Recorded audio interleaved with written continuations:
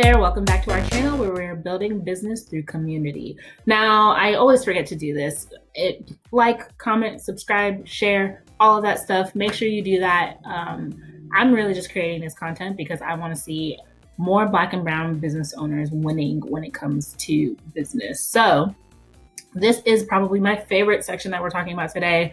And this is all part of the Creating Your Funding Plan Challenge. What funding sources should I target? Now, most people know of one or two, maybe three sources. Today, we're going through like 8 or 9 of them. So hold on tight, it's about to be a doozy. I'm so corny. I know it. It's cool. So we are getting to that money, but getting to the money depends on 1, how much you need, and 2, the stage of growth that you're in. So in the last section, if you haven't done that section challenge yet, pause this video, go back, watch that, figure it out. But in the last section, you figured out just how much you need. So for all intents and purposes, let's say you need $50,000, right? That's one pool of funding sources that you'll want to go after. Whereas if you need $1.5 million, that's another pool of funding sources that you want to go after. So that's kind of how I broke it down, and we'll run through it today. And then there's also the stages of growth that your company is in that you want to keep in mind. Generally, the amount you need kind of correlates to the stage that you're in, but that's not always true. So if you're in a capital intense business such as the airplane industry or healthcare or anything that's really, really big and expensive, sometimes you'll be at the prototype stage and you'll need $1.4 billion in order to get going. But that's just, it really is industry agnostic. It depends on the industry, and it depends on how much you need in order to get to the next level. So all of that in mind, let's talk about the sources that are available to you if you're looking for like the thousands to the hundreds of thousands of dollars. So I mentioned that VC funding is not the only route. So VC funding, venture capitalist funding, is what a lot of people think of when they think about going to get money. And that's where investors invest money in you. But there are so many other options before we get to there. So let's start with some of the ones that you might actually be doing naturally and you didn't even know. First is bootstrapping. If you are footing the bill yourself, if you are coming out of your own pocket to be able to get your business to the next level, to buy equipment, to pay people, yada, yada, yada. If you're using your savings, or if you're using, if you took out a second mortgage on your house, anything like that, you are bootstrapping. You are using your own funds to further your business. There's also what they call the friends and family route, which is where you tap into your personal network. So you can talk to your friends and your friends and your family, and they will either loan you the money, they can invest the money and you give them equity in return, or they might just give you the money. They might just say, hey, look, I believe in you and your business. Let me give you this $5,000 because I don't need it. I wish I had a friend like that. And that's what you can use as your initial set of money to get your business off the ground. Now, next you have loans and microloans. Loans and microloans, those are also things that people are fairly aware of. You can go to your local bank and apply for a business loan. SBA has a lot of loans that are available to the SBA, being the Small Business Association, has a lot of loan offerings. And then there are also organizations within your community that are SBA lenders. So you can look those up. Your local chambers of commerce has opportunities for loans or things for you to apply to. So definitely look into that. The thing about loans is that the money that they give you is money that you have to pay back with interest. So that's how loans tend to work. And then the difference between a loan and a micro loan is really just the size. Loans can be anywhere from a few tens of thousands of dollars to hundreds of thousands of dollars. And then, for the larger corporations, they're taking out, $1 million lines of credit. So whereas microloans are, they might be like a $500 loan or a $1,000 loan or a $10,000 loan, just to see how you handle money before they get to the bigger portions. Now, grants are a tricky thing. They are fairly hard to find, but I stumbled across earlier in my business days a whole website called grants.gov. And the government has a database of grants that are coming online just about every day. And this is money that you can use for your business venture and you don't have to pay back. So the difference between a grant and a loan is that it's money that you get that you can use.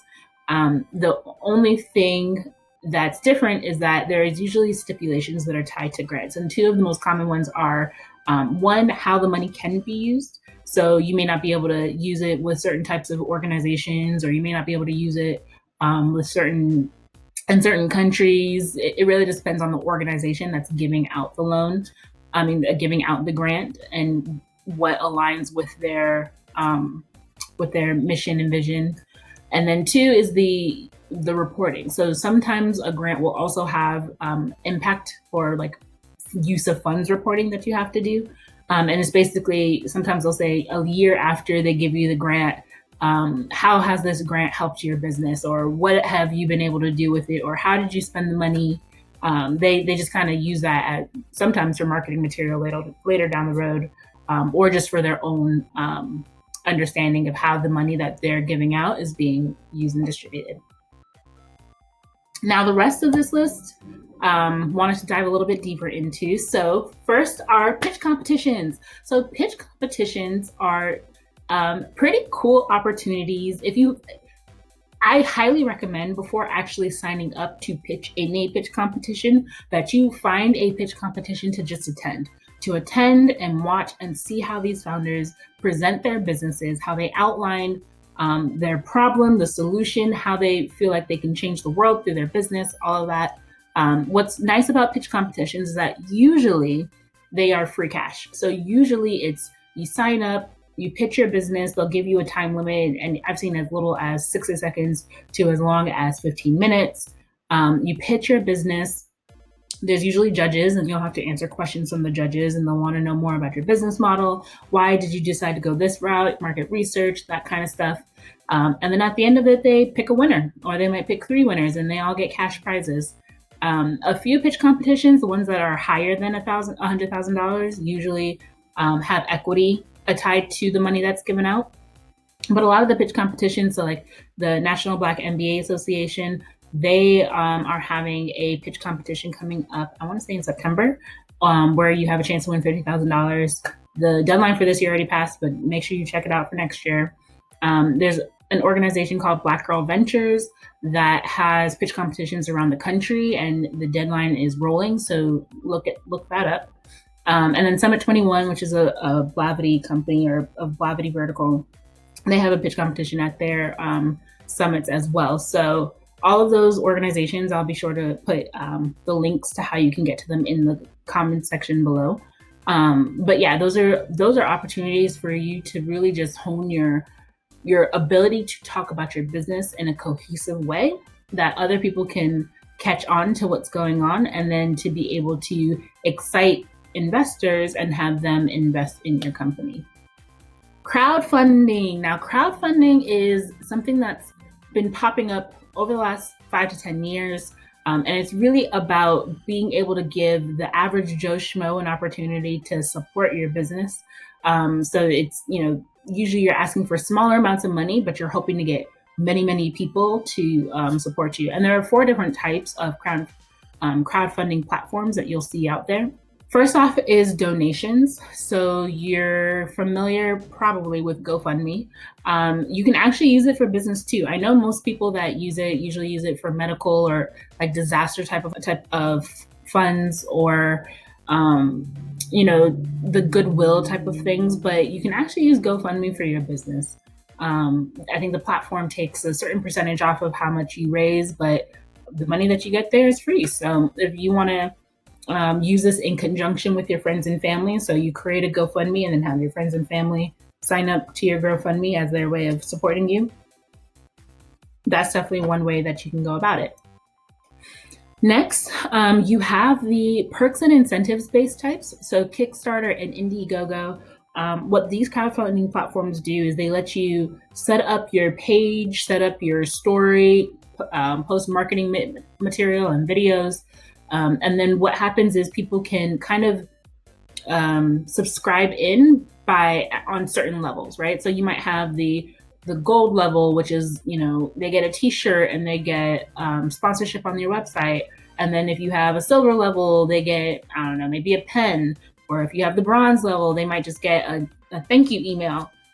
But basically, you want to make the tiers aligned with those people's interests, and then they sign into the level of support they want to give.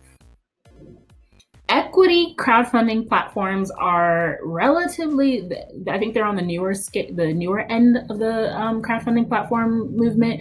And I won't bore you with all the legislation and whatnot that made it possible. But basically, this is where a business can say, okay, I'm willing to give up 7% of my business in exchange for $100,000.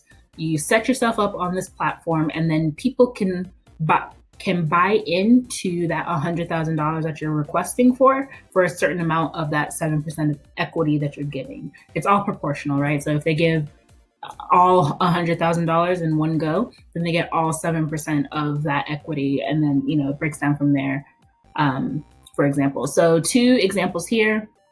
Republic.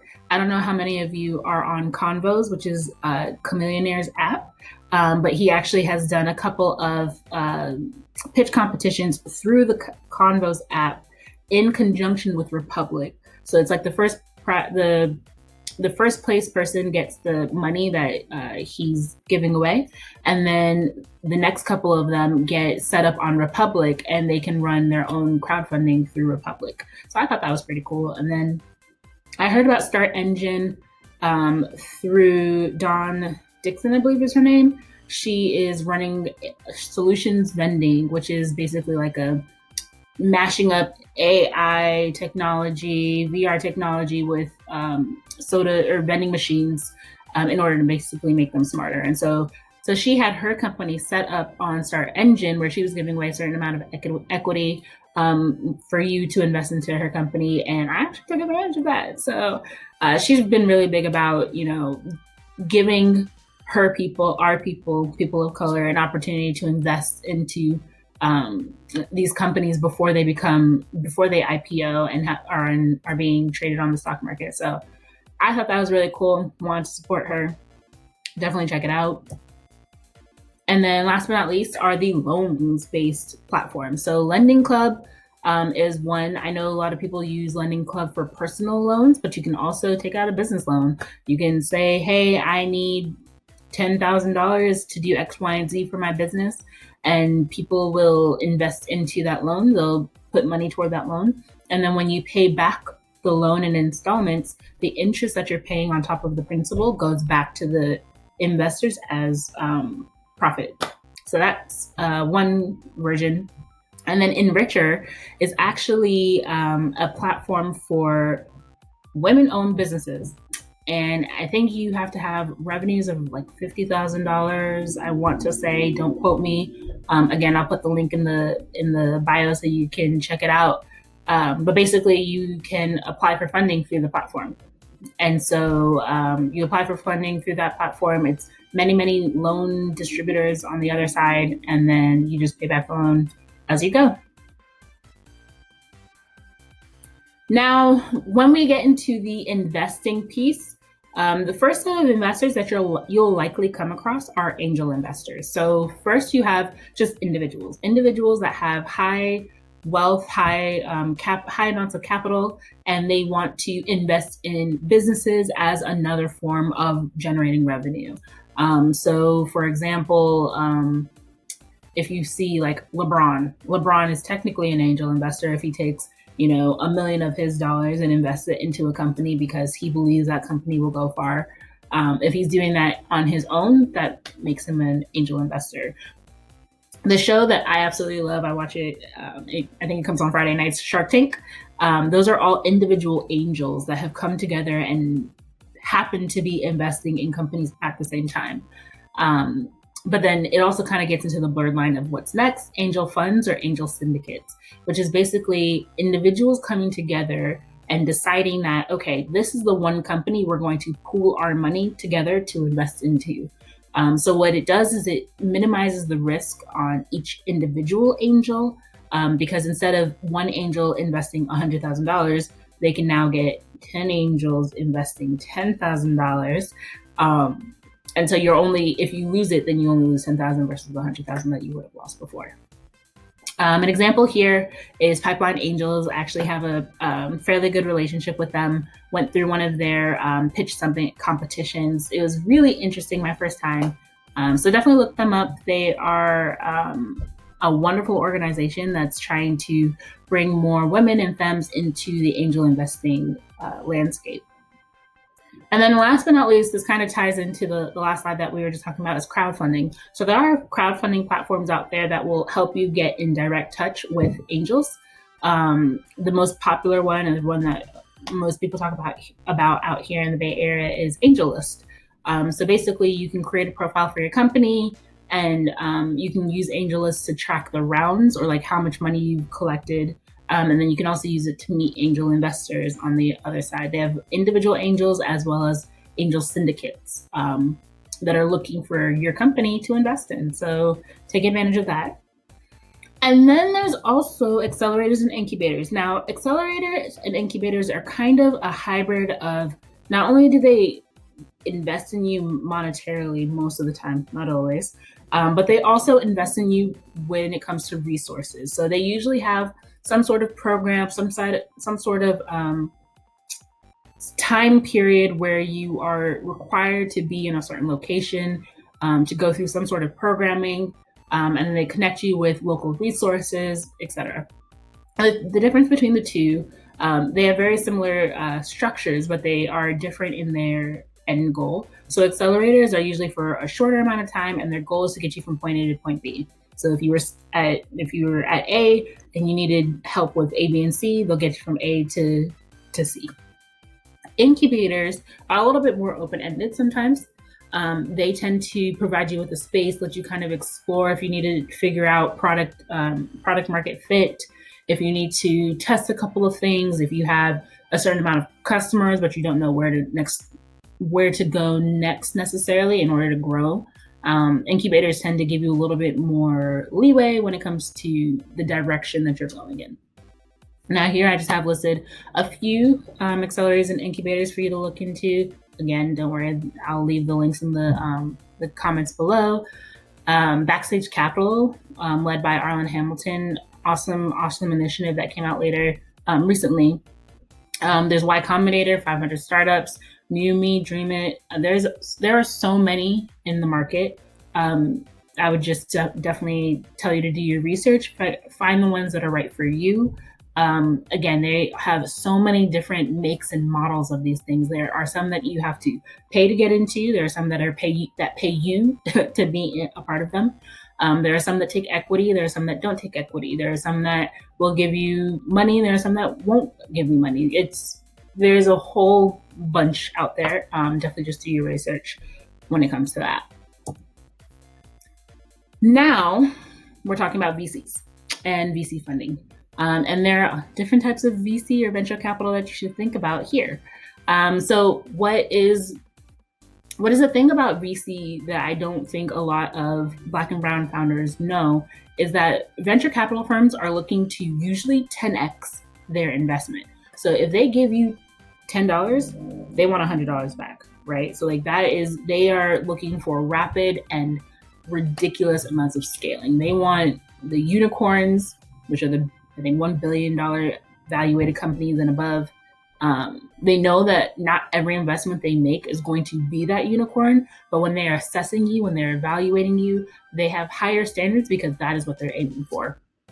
And in this little diagram I got right here, it's basically, I think Mr. Wonderful from Shark Tank once said that he wants to be able to take his money and it be the gasoline to your fire, and your business just explodes from there. So that's the kind of mindset that they're walking into your conversations with you with.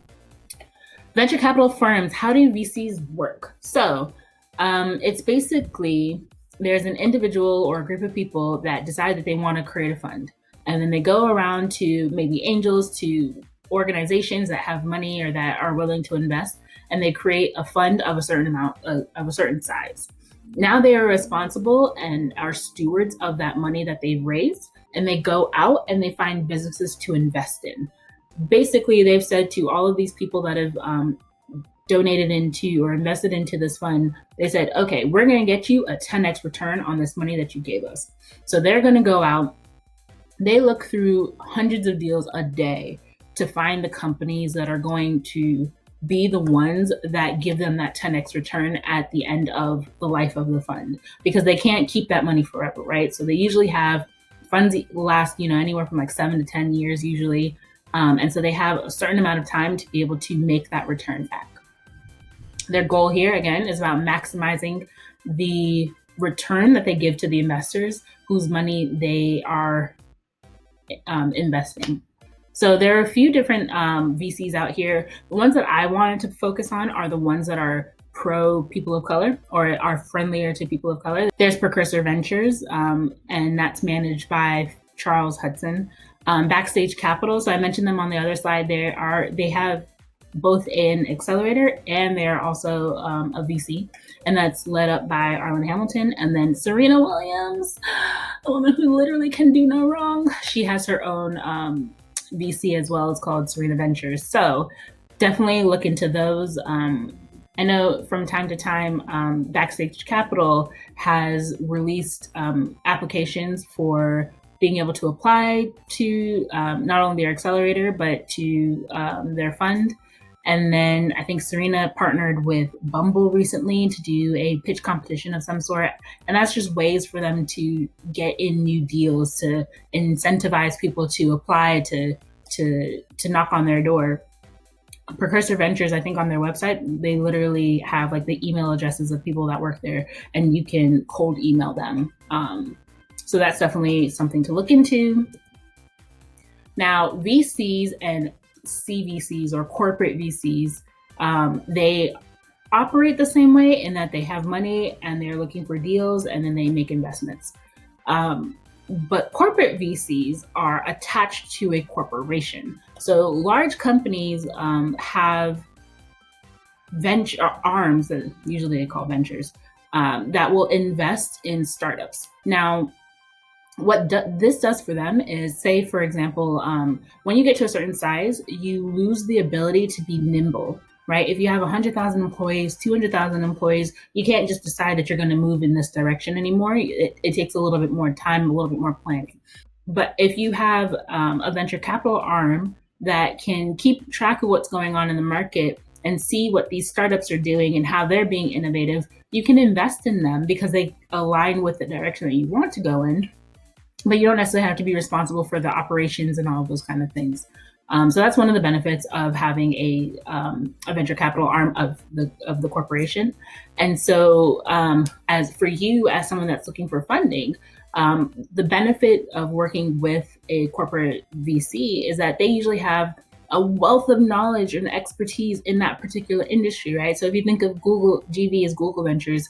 If you think of Shell Ventures, Comcast Ventures, they've been in their industries for a while now. They've seen it all. And so as a startup, instead of running into issues and attacking them as it's the first time it's ever occurred, having a corporate VC on your side, they'll be able to give you the ins and outs and help you navigate some of those hurdles that you face. Now, social impact firms, sometimes they're separate and solely focused on social impact. Sometimes you'll have a venture capital firm that has like a social impact arm or aspect to it.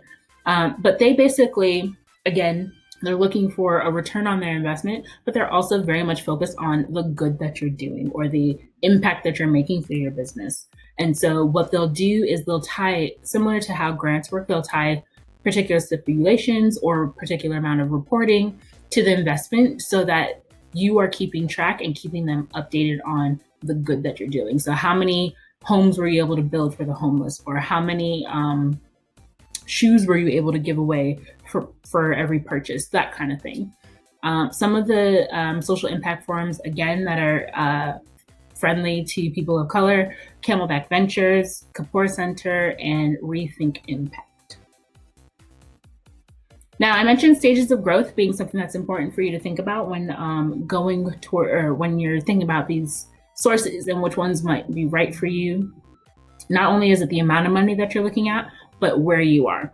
Now, starting at the bottom here, you have pre-seed and seed. So that's basically the stage where you're at the idea or the prototype, or like from there to a working product. So you're in the very, very, very, very, very early stages. And the reason why it's not even in the pyramid is because not a lot of people make it past this point. A lot of people will get stuck in the idea or the prototype and never actually move forward. But there are funding sources and opportunities for people that are there and they know that they want to get to the next level. Now, Series A, that's for your like working prototype to market penetration. So you have something that's built, but you don't necessarily have a lot of customers yet, and you're trying to like get those first few steps into the market. Series B is for market penetration to scaled operations. So you're starting to see customers, you're starting to get a buzz, and you need to start hiring people to help you manage with the new amount of scale that you're seeing. And then Series C is scaled operations to rapid growth. So you want to start taking over new markets. You've deeply penetrated, say, the U.S. market, and you want to start moving to Canada, or you want to start moving to overseas in Europe or Asia. Series C's is for those larger companies that have made a name for themselves and are really trying to get to that next level. And now the reason why it goes up the pyramid is because there's not a lot of businesses that are left by the time you get to Series C, right? Because I think the stat is the average business closes up within 5 years. And so in order for you to get from Series A to Series B, Series C, that takes longevity, and it also takes a lot of skill. Alrighty, so the challenge for this section, identify your targets, duh. So what funding types make sense for the amount of money that you want and the stage of growth that you're in? Make sure you list down the websites, the organizations, the people that you're talking to. That is all important. You want to be as specific as possible. You want to know that, okay, this is the accelerator that I want to apply to. This is the date that I need to have my application in by. These are the cold calls that I want to make. These are the emails that I want to send, all of that stuff. And like I mentioned, don't forget to consider both the stage of growth as well as the amount of money that you need. Alrighty, so that's it for this particular section. Don't forget again to subscribe and click that little bell so you get notifications when the next section video comes out. You can also let us know how your funding plan creation is going on Instagram. We're at MINWO.co. Twitter, we're at MINWO_co. And then Facebook and LinkedIn, we are at MINWO LLC. Until next time, good luck.